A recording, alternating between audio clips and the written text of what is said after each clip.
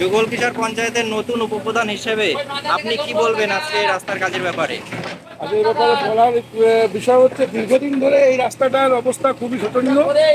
বিগত সরকারকেও বহুবার এখানকার জনগণ বলেছে, কিন্তু কোনো সুরাহা করেনি।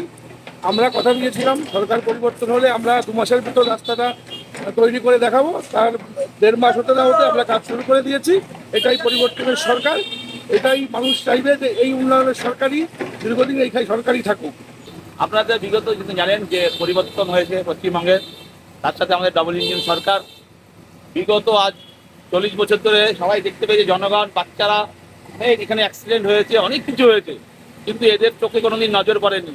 এদের কাজ ছিল শুধু চুরি করা, মানুষের কোনো কাজে এরা আসেনি। আজ যুগলকিশোর অঞ্চল মাত্র কদিনের মধ্যে বিজেপি সরকার দ্বারা পরিচালিত হওয়ার কারণেই এখানকার পরিচালনা কমিটি প্রত্যেক মেম্বার সদস্যরা আমাদের মাননীয় অসীম বিশ্বাস কাছের মানুষ, মনের মানুষ, তার কাছে পৌঁছে এই খবরটা দেয়। আর অসীম বিশ্বাস মহাশয় দীর্ঘদিন ধরে এই জিনিসটা দেখার পর আমাদের কথা দিয়েছিল এই কাজটা অতি শীঘ্রই হবে।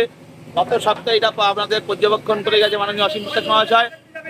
এই 1 সপ্তাহের মধ্যে আজ কাজের উদ্ঘাটন হলো। মাননীয় অসীম বিশ্বাস মহাশয় এখানে এসেছেন, নিজে এসেই এখানকার কাজ উদ্ঘাটন করে গেছে। এই 1 সপ্তাহের মধ্যে এই কাজটা কমপ্লিট হবে। এতে দত্তপুলিয়া টু আরুঙ্গাটা প্রত্যেকটা মানুষের, বাচ্চাদের স্কুলে যাবার পথ, স্টেশনে যাওয়ার জন্য খুবই উপকৃত হবে। এটা মনে রাখতে হবে, বিজেপি সরকার মানুষের সরকার। তো এখানে কি কোনো ড্রেনের ব্যবস্থা হচ্ছে? না, ড্রেন হবে না, এই 2 সাইড দিয়ে হবে, প্ল্যাটফর্ম তৈরি হবে, তারপর মাঝখানে শক্ত পাথর ফেলে, তারপরে আপনারা দেখেছেন বীরনগর কেশাইপুরে যে বোটগুলো বসছে, সেই বোটগুলো বসে এখানে অনেকটা উঁচু হয়ে যাবে। ভবিষ্যতে এখানে আর জল জমবে না। তাতে এই আমাদের এখানকার মানুষ সবাই উপকৃত হবে, বিশেষ করে বাচ্চারা। এখানে একদম ছোট বাচ্চারা, বড় বাচ্চারা যেতে পারে না স্কুলে সাইকেল নিয়ে, অনেক অ্যাক্সিডেন্ট হয়েছে। তাই মাননীয় অসীম বিশ্বাস মহাশয়ের কাছে আমরা বিশেষভাবে কৃতজ্ঞ।